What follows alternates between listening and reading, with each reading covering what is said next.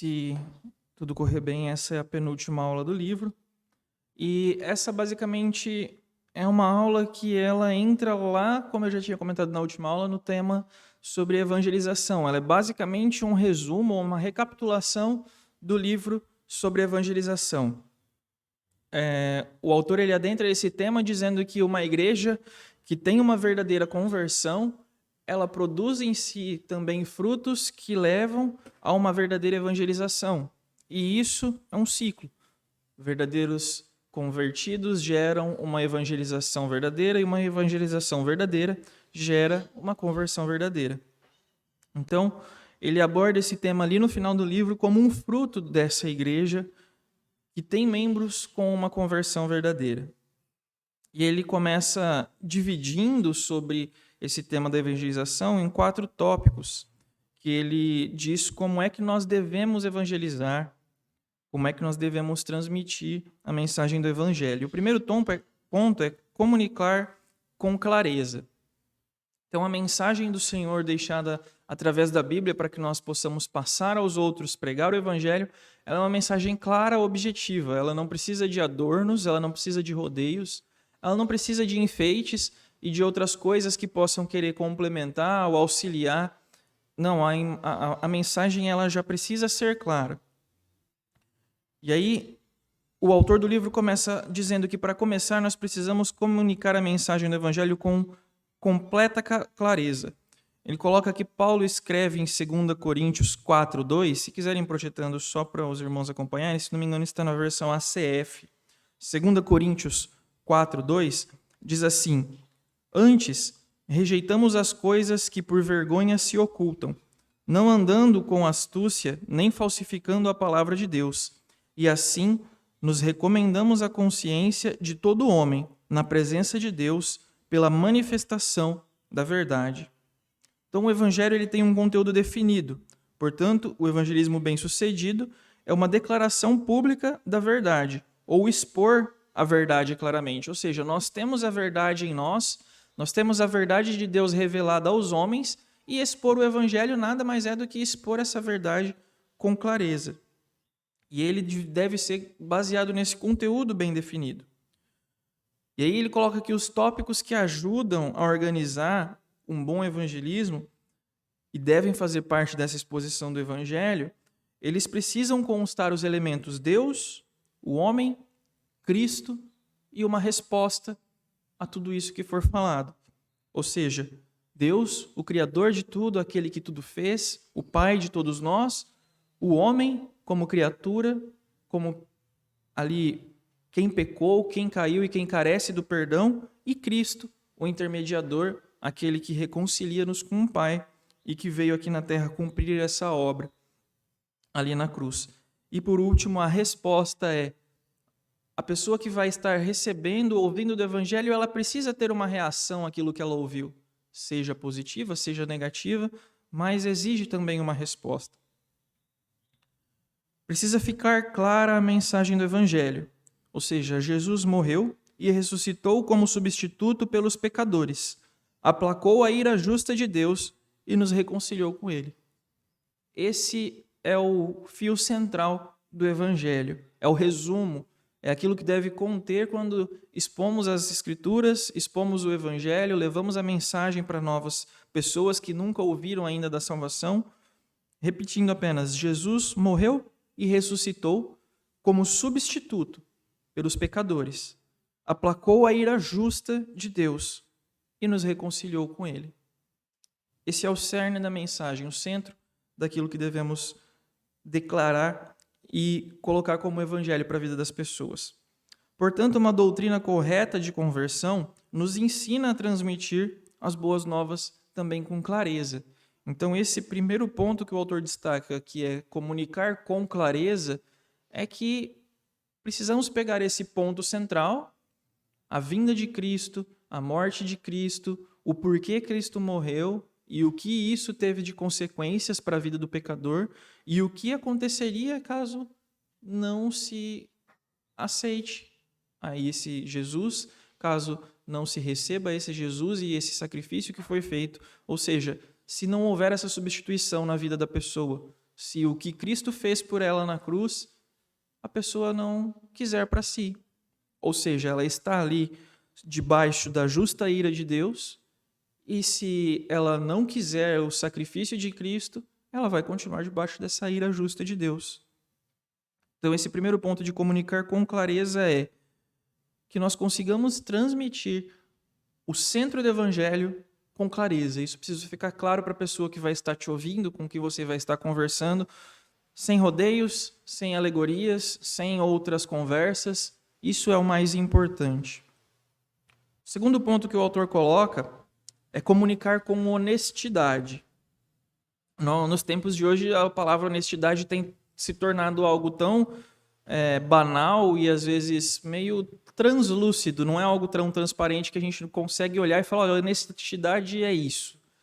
A palavra começou a ficar meio líquida, então a gente não consegue muito sentir o que é honestidade, parece que cada um adaptou a honestidade àquilo que mais lhe convém. Mas aqui o autor colocou honestidade como realidade, como aquilo que a Bíblia traz de verdade. Então, a nossa comunicação ela deve ser honesta, ou seja, deve mostrar que é necessário avaliar esse custo. Então, a pessoa precisa saber, como eu disse, ela precisa entender que, se ela aceitar a Cristo, ela vai ter os benefícios do que Cristo conquistou na cruz, e se ela não aceitar, ela vai continuar debaixo das consequências que estão sobre ela.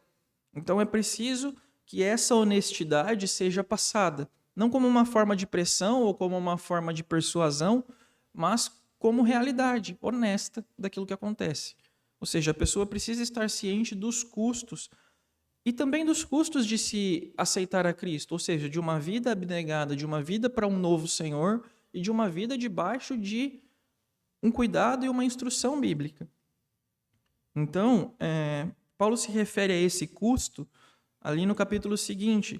Então, 2 Coríntios 5, no versículo 15, ele diz: "E ele morreu por todos, para que os que vivem não vivam mais para si, mas para aquele que por eles morreu e ressuscitou."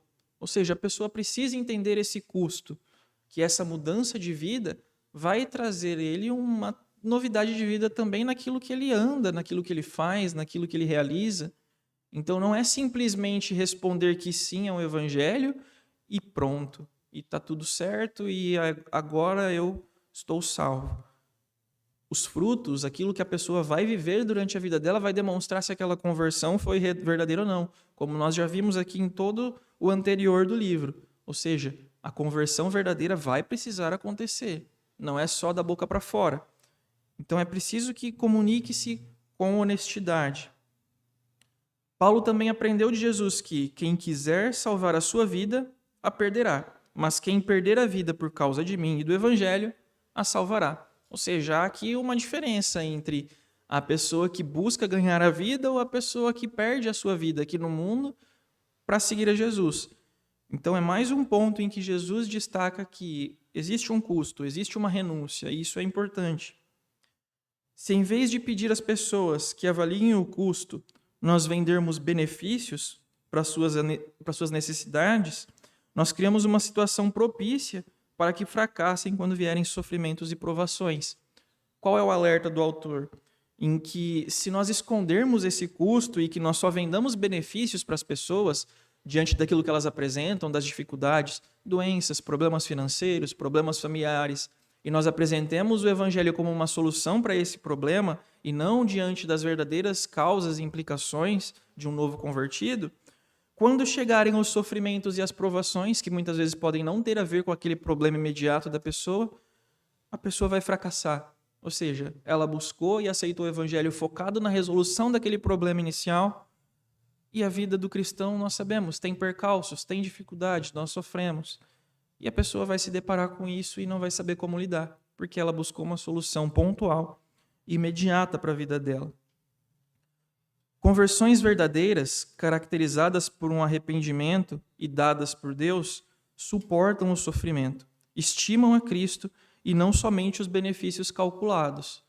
Ou seja, a pessoa vai precisar entender e vai precisar viver esse sofrimento, e ela vai suportar esse sofrimento em Cristo, estimando a Cristo estimando aquilo que ela recebeu como dom maior, a salvação, como a vida eterna, e não esses benefícios calculados ali na hora que ela se converteu e que ela achou que fosse isso que era a solução para os problemas da vida dela aqui na Terra. Olha, se eu me converter, eu vou entrar para uma comunidade, que eu vou ter um apoio social, que eu vou ter um apoio financeiro, que eu vou ter um apoio moral, eu vou estar cercado de pessoas que vão se dar bem comigo e vão tentar me apoiar. Olha, eu vou estar recebendo orações para o meu problema, talvez essas orações sejam atendidas pela súplica dos irmãos, talvez eu consiga resolver problemas familiares, levando todos à igreja, convertendo e me livrando de maus costumes que a Bíblia julga e deixa claro que são pecados. Então, se a pessoa parar para calcular somente esses benefícios pontuais, o autor destaca que ela vai ter problemas. E que o verdadeiro convertido não. Ele aceita o sofrimento, ele vive o sofrimento pensando em Cristo, estimando a Cristo e tudo o que Cristo conquistou ali na cruz. A verdade é que Jesus dá a nós uma vida cheia de realizações, mas a realização de saber que a nossa vida não pertence mais a nós mesmos. É a realização de viver para a glória de Deus. Ou seja, essa é a realização que nós vamos alcançar em Cristo, que um novo convertido alcança em Cristo. É a realização de viver uma nova vida em Cristo. E se ela entender isso ali desde o momento da conversão, ela vai ter uma vida de convertido muito melhor, muito mais saudável e muito mais correta perante a Bíblia. Então, é uma realização de viver cada dia para a glória de Deus e não para resolver os seus problemas, não para pensar em coisas pontuais. E vivendo para a glória de Deus, nós sabemos que alcançamos inúmeros benefícios. A Bíblia coloca isso e Deus, ele nos revela através de todas as suas escrituras que ao atendermos a sua vontade, ao colocarmos Deus e o seu reino em primeiro lugar, as outras coisas serão acrescentadas. Então, esse segundo ponto sobre comunicar com honestidade é expor para a pessoa que nós estamos conversando e apresentando o evangelho todos esses custos, as implicações de uma vida, e sermos sinceros, honestos com ela sobre a necessidade dela entender como que ela vai se comportar em uma verdadeira conversão, desde já quando se apresenta o evangelho, e não ela ir descobrindo isso aos poucos durante a caminhada. Nós precisamos facilitar a vida do novo convertido. Nós, como mensageiros, precisamos transmitir a palavra de forma clara e honesta. Então, dentro desses dois primeiros pontos. O terceiro ponto é comunicar com urgência. Isso é um ponto de extrema importância que muitas vezes dificulta e atinge algumas igrejas, que é esse senso de urgência em comunicar o evangelho. Ou seja, quantas vezes nós conhecemos uma pessoa que precisa, nós sabemos que precisa, que nós olhamos para a vida dela e falamos, poxa, essa pessoa precisava receber a Cristo, essa pessoa precisava de uma mudança na vida dela. Mas, ao mesmo tempo, outras coisas nos sufocam, a timidez, a insegurança, a dúvida, a aceitação, e isso vai retardando a nossa investida, a nossa acolhida a essa pessoa e o discipulado, e esse senso de urgência vai se perdendo. É por conta desse senso de urgência que nós temos missionários, que nós temos pessoas que saem de onde elas estão, que se retiram da sua zona de conforto e vão em busca de pessoas que precisam ouvir o evangelho. É por causa desse senso de urgência que as pessoas ali no Novo Testamento, os primeiros discípulos, começaram a viajar e expandir e sair daquele lugar, porque ali eles viram que as coisas já estavam caminhando por si só, ou porque alguns não respondiam ao evangelho, mas que isso precisava de alguma forma ser levado adiante, com urgência, e não simplesmente, olha, vamos deixar que se espalhe organicamente, como se diz hoje nas redes sociais, né? Não vamos patrocinar. Então, esse senso de urgência é extremamente importante. E o autor diz que o evangelismo bíblico também comunica a mensagem com urgência. Considere a urgência de Paulo em 2 Coríntios 5, 20, que diz, de sorte que somos embaixadores da parte de Cristo, como se Deus por nós rogasse. Rogamos-vos, pois, da parte de Cristo, que vos reconcilieis com Deus. Ou seja, o evangelho exige essa resposta. Vida e morte estão em jogo. Logo, Paulo implora para os seus ouvintes se reconciliarem com Deus. Não se trata de um evangelismo da moda, impassível, indiferente, do tipo, você revela o evangelho para a pessoa e aí você pergunta, e aí, o que você achou disso que eu te falei? Né? Você apresenta o evangelho, revela Cristo E no final você fala, e aí, gostou? O que você acha? Foi bom? Não é assim. É uma questão de vida ou morte. A gente está lidando com a vida eterna daquela pessoa ou a condenação eterna. Então, esse senso de urgência precisa estar presente na hora que estamos pregando e anunciando o Evangelho. Se trata de se arrepender e aceitar a Cristo. E não apenas gostar daquilo que ouviu, ou simplesmente entender e não reagir àquilo que ouviu. É algo muito mais enérgico, vulnerável, sincero, transparente e urgente. Então, isso não significa que Paulo ou que nós sejamos indelicados, inoportunos, manipuladores. Não é isso, não é esse senso de urgência que nós devemos ter. Pelo contrário, é uma atitude enérgica e urgente. Ou seja, nós precisamos que a pessoa entenda a urgência dessa tomada de decisão. Não precisa ser algo indelicado, agressivo ou inoportuno. No entanto, significa que ele precisa, que Paulo ali também pregava e que nós devemos fazer como um moribundo para outros moribundos. Ou seja, pessoas que estão mortas, que não têm vida e que estão atrás da vida. E isso faz uma diferença enorme na hora de contar e pregar o Evangelho. Essa situação de urgência vai levar a pessoa a tomar uma atitude ainda mais radical de mudança de vida, entender o quão pecador, quão moribunda ela é e o quanto ela precisa se arrepender. Então, o autor destaca também que na nossa relação de cultura pós-moderna, prega algo totalmente diferente. Nós procuramos tornar a nossa mensagem o mais discreta possível, como se estivéssemos falando de uma escolha de estilo de vida.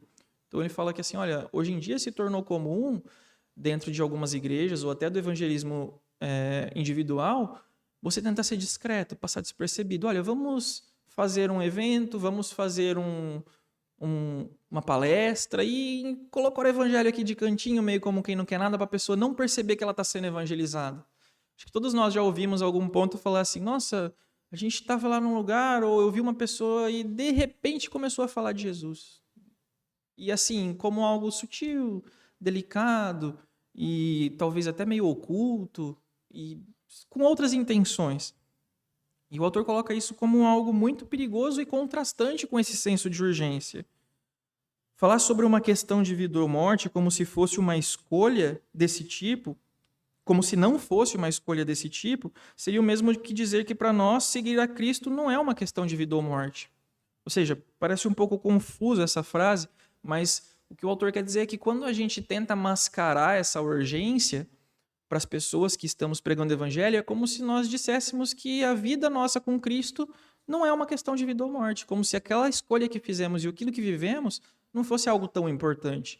Porque a pessoa vai pensar, poxa, se não é urgente, se não é algo tão importante, por que você vive tudo isso agora? Por que você não esperou mais? Por que você decidiu mudar antes?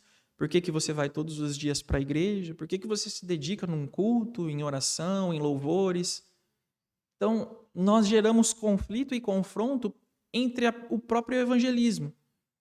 Então, o jeito que a Bíblia determinou que nós fizéssemos a evangelização é um método, é uma fórmula que ela se complementa dentro desses pontos e que se algum falhar, nós vamos poder ser atingidos. E é preciso sim que nós nos preparemos para proclamar o evangelho, é preciso sim que a gente estude e se fortaleça nesses pontos, porque nós sabemos que o mundo ele nos ataca, as pessoas muitas vezes com os corações endurecidos, nós não escolhemos a quem vamos anunciar o evangelho, talvez vamos anunciar para as pessoas que não vão se converter, e essas pessoas podem nos confrontar com perguntas, com questionamentos, com afrontas, e isso pode desmotivar aquela pessoa que está tentando levar o evangelho. Isso pode fazer a pessoa retroceder e pensar, poxa, não está dando certo, não está funcionando, não é isso.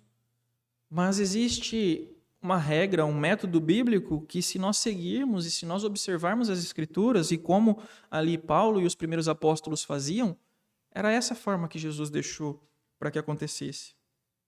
Então, ao proclamar o Evangelho, precisamos incentivar as pessoas a se arrepender e crer hoje, exatamente na mesma hora, o quanto antes. A vida é passageira e não sabemos quando chegará ao fim.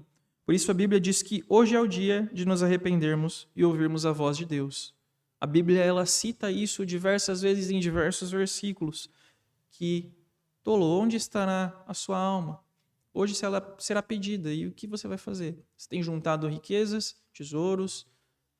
Então, a Bíblia tem vários exemplos, parábolas e versículos que citam sobre a urgência em aceitarmos a Cristo e tomarmos uma decisão, tomarmos uma posição, e a pessoa precisa estar ciente disso. O último ponto, ele tem um pouco a ver com isso que eu estava falando sobre quando nós recebemos o feedback negativo, quando nós recebemos uma afronta, quando nós vemos uma pessoa de coração duro não se converter e nós começamos a questionar aquilo que estamos fazendo, a nossa forma de evangelizar. Então, o quarto e último ponto, ele diz sobre comunicar com confiança. Então, só recapitulando os outros pontos para que a gente fique com tudo mais sucinto, comunicar com clareza primeiro, ou seja, nós precisamos pegar aquele eixo do evangelho, que Jesus morreu na cruz para aplacar a ira de Deus em substituição a nós pecadores e nos reconciliar com Ele e expor isso para as pessoas. Nós precisamos comunicar com honestidade, ou seja, nós precisamos expor os custos, tanto da pessoa não aceitar a Cristo e viver uma vida no mundo, quanto dela aceitar que ela tem que viver uma novidade de vida, ela vive para um novo Senhor e ela não vai viver mais para si mesma. O terceiro ponto, comunicar com urgência, ou seja, precisa ser já, precisa ser hoje, tanto a nossa atitude de evangelizar, quanto a resposta da pessoa à evangelização. Os dois são urgentes. E agora, por último, esse ponto de comunicar com confiança, o que o autor diz em uma simples frase: a mensagem do Evangelho é poderosa. Ou seja, isso precisa ficar claro na nossa mente, a mensagem do Evangelho é poderosa. E não é nosso poder. Não precisa da nossa ajuda para que ela funcione. Não precisa de nós. Portanto, nós podemos confiar no evangelismo. Ou seja, não depende do nosso poder, não depende de nós, não depende da nossa força, não precisa da nossa ajuda e por isso nós podemos confiar plenamente na evangelização. Plenamente. Paulo sabe que nem todos os que ouvem a mensagem se tornam cristãos. Mas será que a culpa é do método de evangelização ou da mensagem em si? Qual será o problema? Por que nem todos os que ouvem se tornam cristãos? Será que o problema é do método que Paulo estava usando ou que nós usamos hoje em dia? Ou é da mensagem transmitida? Esse ponto eu ainda não abri muito para os irmãos conversarem durante as minhas aulas, é que eu fico até com um pouco de receio. Mas o que os irmãos acham? Qual seria o problema? O método utilizado ou a mensagem? Por que muitas pessoas, ao ouvirem o evangelho, não aceitam a Cristo? Tanto na época antiga quanto hoje em dia. Qual seria a opinião dos irmãos sobre isso? Bom, se tirarmos de meio a questão da eleição, nós ficamos com a compreensão da mensagem. Eu acho que a mensagem do evangelho é tão simples que até uma criança consegue entender. E a minha opinião é que muitas pessoas, eu tenho visto isso, entendendo a mensagem de Cristo, a mensagem de salvação, pode. É uma decisão, eu não quero isso. E aí há variações, né? Eu não quero isso por enquanto, não quero isso agora, talvez mais tarde, esse tipo de coisa. Mas há uma compreensão do evangelho sim, porque ele é simples, porque ele é direto, tá? E há uma rejeição da parte do ser humano para a mensagem de salvação. Sim. O senso de urgência falta também e postergam.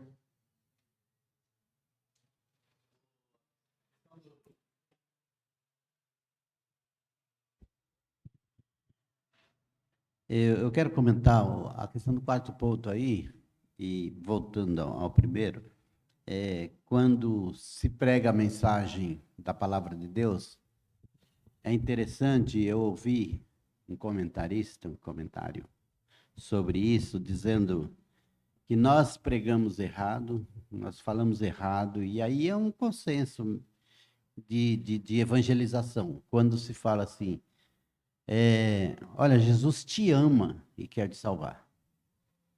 Ele falou assim, essa mensagem é uma mensagem que é uma mensagem interessante, que deixa a pessoa que está ouvindo isso aí com uma oportunidade de escolha e de se sentir bem, que Jesus, alguém que ama, alguém que se importa e quer salvar. E de certa forma, diminui a questão do Cristo, o serviço que Cristo quer. Ele estava falando sobre a questão da mensagem ser uma mensagem dizendo realmente o que a pessoa precisa, porque ela falou assim, olha, você é pecadora e você vai para o inferno. Então, é uma mensagem diferente, que a pessoa vai pensar. É claro que é muito melhor ouvir e até mais acessível você ouvir que Jesus me ama e quer salvar, né? Tá se esforçando para me salvar. Ou ouvir assim, você é um pecador, e se você não tomar conta da sua vida, você vai para o inferno. Você está condenado. Então, essa mensagem que está tudo no contexto, mas essa mensagem, mais diretamente, é uma mensagem que faz a pessoa repensar mesmo. A questão que você falou da programação, fazer a programação e lá dentro da programação fazer levar as coisas para o lado do evangelismo. O livro da Nove Marca, acho que McDever, não tenho certeza se é ele, mas diz também da questão de ser intencional. Você sempre fazer evangelismo, né? De repente, você sempre tem intenção. Às vezes você não está fazendo um evangelismo, mas você tem sempre a intenção de evangelizar, de fazer conhecido. Então, às vezes pode acontecer, e não tem nada errado, você, numa situação, pregar Cristo. Então, a pessoa fala, não estava nada programado isso, e de repente nós estávamos falando de Cristo, mas é porque tem alguém ali que sempre tem a intenção de pregar Cristo, vive pregando Cristo. Então, eu vejo assim, eu entendo o cuidado, mas também entendo o outro lado de intencional. Sim. Então, eu vejo assim, eu vejo isso que, não sei se a mensagem é errada, não, até não acredito, eu acredito que Jesus nos ama mesmo, e já fez, não é que quer salvar, mas já nos fez já consumou uma obra de salvação por nós. Mas agora a mensagem deve ser uma mensagem, ainda mais quando se aproxima os últimos tempos, uma mensagem mais direta. Você não quer esse sacrifício, você está indo para o inferno. Porque a pessoa tem que ser chocada, né? Tem mais aquele amorzinho, que Jesus está correndo atrás de você e você... Mas o Jales quer. Sim. Eu vejo o evangelho assim, quando você tem tempo para falar com a pessoa, tem que aproveitar aquele tempo. Mas você tem que ser positivo, assim, para falar as palavras. E às vezes vê muito crente pregando a mensagem, querendo passar a mão nas pessoas, cabelando. E Jesus foi sempre firme com as palavras. Fala que tem que ser certo, fala pouco, é a palavra certa. Não adianta você passar a mão, achar que o pecador é mais importante que a palavra. Eu vejo assim, né? Sim. Sobre isso que o pastor Ciro falou, uma palavra que o pastor usou que é muito importante é o intencional. Se é desenvolvida uma programação onde existem outras coisas a ser tratadas e o evangelismo faz parte da programação e ele vai ser acrescentado utilizando esses outros elementos, ele vai ser comunicado com clareza, ele vai ser transmitido com honestidade e isso vai ser de uma forma intencional, é algo ótimo e produtivo e é estratégico, como o pastor disse. O que o livro traz como um problema é quando nós tentamos passar o evangelho de forma despercebida, sutil. Não é nem como algo de supetão, ou que, olha, não estava programado, mas nós vamos falar do evangelho. É de algo mais subjetivo, ou seja, algo mais... porque aí o evangelho ele se dilui dentro de uma outra coisa, e aí ele passa a ser realmente a pessoa não entender toda essa composição desses pontos que nós colocamos aqui como pontos-chave. Então a preocupação do autor é não passar o evangelho de uma forma diluída, de uma forma mascarada, de uma forma revestida de outras coisas. É mais nesse sentido. E a palavra essencial que o pastor falou é intencional. Se for de forma intencional e planejada, não há problema que seja feito dentro de outras programações e outras oportunidades, é até estratégico. Então, a intenção do autor é dizer que precisa se tomar cuidado de não colocar o evangelho como uma coisa secundária, subjetiva, diluída, obscura ali de uma forma não negativa, mas que fique por trás de um pano de outra pessoa, de outra coisa, de uma coisa mais mascarada. E um ponto que o pastor Esteban colocou é sobre a eleição, que ele falou, deixando de lado a questão da eleição, nós temos outras questões, e sobre o endurecimento dos corações. E esse é o ponto que o autor ele cita aqui, que nenhum dos dois, nem a mensagem, nem o método que é utilizado é um real problema. Ele coloca que o problema é a cegueira espiritual dos incrédulos. Ou seja, o problema é que tem pessoas que não vão aceitar o evangelho e tem pessoas que vão aceitar o evangelho. Por isso que existe ali, desde a época de Paulo, pessoas que não se converteram, ouviram a mensagem e não se converteram. Não adianta ficar procurando o problema e tentando enxergar que, olha, será que o jeito que está sendo exposto não está funcionando? Será que é a mensagem que precisa ser modificada e moldada para pessoas ouvirem de uma forma diferente e que se adeque mais ao estilo de vida delas? Não, o problema é a cegueira espiritual dos incrédulos. Tanto é que o próprio Jesus veio, pregou o evangelho e muitos não creram, crucificaram a Cristo. Ou seja, era ali o santo, perfeito, verbo encarnado, o melhor evangelizador que poderia ter, o verbo e o próprio evangelho vivo, falando da melhor forma possível, fazendo milagres, e ainda assim as pessoas o crucificaram, não aceitaram, foi rejeitado. Então o problema não é no método e nem na mensagem. O problema é que pessoas vão ser incrédulas, corações vão ser endurecidos, pessoas não são eleitas e muitos não vão crer. Muitos, durante a nossa evangelização, temos o caminho estreito e o caminho largo. A maioria vai pelo caminho largo. A maioria não vai crer, poucos vão se salvar. Então, isso é algo que o autor coloca que precisa ficar claro. Que durante o processo de evangelização, muitos não vão crer. E aí, o que acontece dentro desse processo de comunicar com confiança?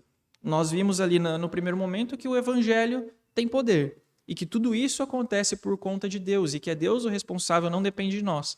E se nós sabemos que muitos vão ouvir e não vão crer, e que o problema não está no modo como falamos, ou naquilo que falamos, e que sim é porque as pessoas não são escolhidas, eleitas, e que os corações são endurecidos pela incredulidade, nós podemos descansar e fazer o nosso trabalho que Jesus deixou de forma tranquila.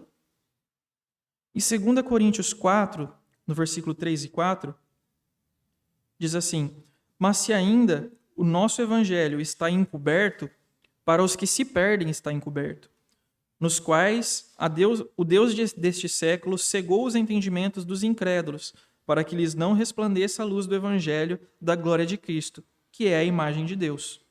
Ou seja, o pecado no coração corrompido impede de enxergar a verdade. E essa cegueira ela é obstinada, ela não tem nada que mude. O pecado ele cega de tal forma que nem o maior evangelista, nem a mensagem mais moldada aos desejos carnais ainda é capaz de convencer. Ou seja, existe uma parcela que não vai ouvir, não vai dar atenção de forma alguma. Existe alguns que de forma perigosa, se nós ficarmos moldando a pregação, o evangelho e a forma, podem ouvir e ouvir de forma errada e ter uma falsa conversão. Existem os que vão ouvir e são eleitos e vão aceitar a Cristo e vão viver uma vida de novidade. Mas o que a palavra diz é que o pecado no coração corrompido impede as pessoas de enxergar. E de que maneira Paulo supera esse obstáculo? De que pessoas não aceitam o evangelho, não ouvem o evangelho. Não é com um método diferente ou com uma mensagem melhor. Ele sabe que essa é uma obra que somente Deus pode realizar. Então ele descansa. Ele faz o trabalho dele sem se preocupar com essa parte. Ele ignora.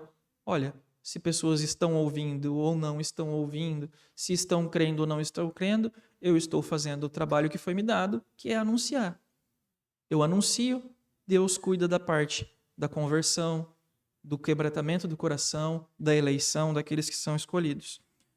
Em 2 Coríntios 4, de 5 a 7, diz: porque não nos pregamos a nós mesmos, mas a Cristo Jesus, o Senhor. E nós mesmos somos vossos servos por amor de Jesus.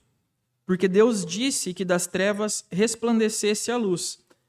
É quem resplandeceu em nossos corações, para a iluminação do conhecimento da glória de Deus na face de Jesus Cristo. Temos, porém, este tesouro em vaso de barro, para que a excelência do poder seja de Deus e não de nós. Então aqui fica muito claro, e aqui existe até uma analogia de que esse mesmo Deus que criou a luz física, o sol, a lua, as estrelas, ele também cria a luz espiritual dentro dos corações. Então é o mesmo Deus poderoso que criou tudo, que fez com que a luz iluminasse o mundo inteiro, ele também faz brotar dentro do coração do homem incrédulo a luz, a resplandecer a luz de Cristo, como diz aqui em 2 Coríntios. Então, fica evidente o poder que esse poder extraordinário é de Deus e não nosso. Paulo proclama o evangelho confiante, sabendo que Deus cria vida e luz onde há morte e escuridão. Ou seja, lá no princípio, onde não existia nada, a terra era sem forma e vazia, a escuridão reinava, Deus criou a luz e tudo que existe. E dessa mesma forma, onde reina a morte, o pecado, a escuridão dentro do coração do homem, através do anúncio do evangelho de Paulo, de nós, de cada um aqui, Deus vai lá e faz a luz de Cristo brilhar no coração daquela pessoa. Então é nisso que Paulo e nós devemos descansar. O poder do evangelho está em Deus. A conversão é obra de Deus. Então isso, finalizando, cabe a nós proclamar a mensagem de modo claro, honesto, urgente e confiante. Ou seja, esses 4 pontos que citamos aqui. E cabe a Deus salvar e converter. Não cabe a nós. Essa última parte do processo. Então nós devemos confiar que se nós cumprirmos esses 4 pontos, de que se nós fizermos o evangelismo bíblico da forma correta, nosso trabalho está feito. O restante é obra de Deus. Saber desse fato muda a forma de medirmos também o sucesso que nós temos na nossa evangelização. Para nós, o sucesso não depende do resultado de números, ele depende da nossa fidelidade. Ou seja, não depende de quantas pessoas você pregou e se converteram. Não depende de quantas pessoas continuam com Cristo ou não, de quantas foram realmente convertidas. Ele depende da nossa fidelidade, de cumprir o que foi ordenado. Você e eu não somos responsáveis pelos resultados e, portanto, não precisamos fazer pressão nem manipular as pessoas. É muito mais simples, irmãos. É somente anunciar da forma que foi colocado, do jeito que a Bíblia pede que façamos. Se nós não somos os responsáveis pelo resultado, não adianta e não precisamos manipular, pressionar e ficar de forma incisiva. Nós precisamos anunciar. Essa é a nossa parte. E o evangelismo é isso, o chamado amoroso de Deus aos pecadores. Nós somos os embaixadores que transmitem essa mensagem. Então, esse é o centro do evangelismo, o chamado amoroso de Deus aos pecadores. E a mensagem é muito clara. Em 2 Coríntios 5, 20 e 21 diz: de sorte que somos embaixadores da parte de Cristo, como se Deus por nós rogasse. Rogamo-vos, pois, da parte de Cristo, que vos reconcilieis com Deus. Aquele que não conheceu o pecado, o fez pecado por nós, para que nele fôssemos feitos justiça de Deus. Então, é sobre isso, irmãos, é sobre a forma que evangelizamos e podemos confiar na Bíblia. Podemos confiar no que ela pede que façamos, no que Jesus deixou que façamos. Podemos fazer cegamente e utilizarmos esse método, descansando que os resultados são por conta de Deus, sem se importar com números, sem se importar com as vidas e os frutos que são. Se nós pudermos enxergar, glória a Deus. Se nós podemos ver e desfrutar da comunhão, aumentando o número aqui dentro da igreja e tendo esse dia a dia acompanhamento, discipulado, como vemos tendo em outras aulas, ótimo. É edificante para a pessoa, para nós, para o corpo de Cristo. Se não vermos os resultados, estamos fazendo a nossa parte e Deus, com certeza, faz a dele. Então, essa era a nossa lição de hoje sobre conversão, mas sendo basicamente uma recapitulação sobre o livro de evangelização. E, como eu disse, os dois estão intrinsecamente ligados. Uma evangelização correta está também ligada a uma conversão correta e vice-versa. Então, que nós possamos exercitar cada dia dentro das nossas vidas, da nossa igreja, um modelo de evangelização centrado na Bíblia para gerar também conversões bíblicas e fiéis à palavra. Amém?